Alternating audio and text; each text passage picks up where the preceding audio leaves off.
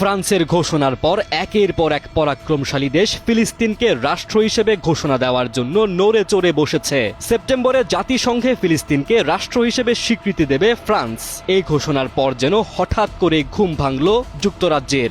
British পার্লামেন্টের 221 জন MP একসাথে কলম চালিয়ে লিখে ফেললেন এক ঐতিহাসিক চিঠি, যা জমা পড়েছে সরাসরি প্রধানমন্ত্রী স্টারমারের কার্যালয়ে। শুধু বিরোধী নয়, ক্ষমতাসীন লেবার পার্টির ভেতর থেকেই ফুঁসে উঠছেন মন্ত্রী থেকে উপপ্রধানমন্ত্রী, এমনকি স্বরাষ্ট্রমন্ত্রী পর্যন্ত। তাদের ভাষা সোজা সাপটা, আর নয় টালবাহানা। এখনই সময় ফিলিস্তিনকে স্বীকৃতি দেওয়ার। ওদিকে রাশিয়া বলছে, আমরা তো অনেক আগেই দিয়েছি। ক্রেমলিনের মুখপাত্র স্মরণ করিয়ে দিয়েছেন, মস্কো 1988 সালেই ফিলিস্তিনকে রাষ্ট্র হিসেবে স্বীকৃতি দিয়েছিল। রাশিয়া স্পষ্ট ভাষায় বলছে, ফিলিস্তিন রাষ্ট্র গঠন ছাড়া শান্তি অসম্ভব।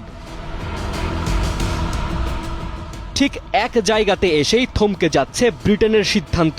প্রধানমন্ত্রী স্টারমার বলছেন, তাদের মূল লক্ষ্য মধ্যপ্রাচ্যে স্থায়ী শান্তি স্থাপন। ফিলিস্তিনকে স্বীকৃতি দেওয়া সেই লক্ষ্যের চূড়ান্ত ধাপ, কিন্তু তার আগে আরো কয়েকটি ধাপ রয়েছে, যেগুলো না পেরোলে এই স্বীকৃতি কোনো কাজে আসবে না। কিন্তু প্রশ্ন উঠছে, সেই শর্তগুলো কি আদৌ কোনোদিন পূরণ হবে, নাকি যুক্তরাজ্যের এই দোটানা আসলে যুক্তরাষ্ট্রের চাপের প্রতিফলন?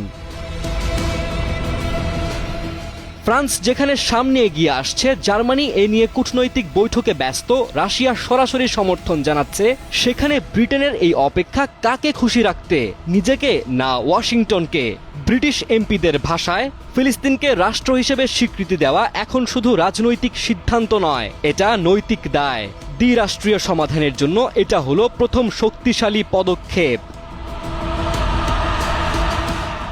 বিশ্ব যখন যুদ্ধবিরতির দাবিতে সোচ্চার, লাখো নিরীহ ফিলিস্তিনের রক্ত যখন নীরব সাক্ষী হয়ে আছে, তখন প্রশ্নটা তাই আরো জোরালো। তবে কি স্বীকৃতি পেতে যাচ্ছে ফিলিস্তিন, নাকি বাধা হয়ে থাকবে পশ্চিমা রাজনীতির অদৃশ্য জাল? ডেস্ক রিপোর্ট, সময়ের আলো।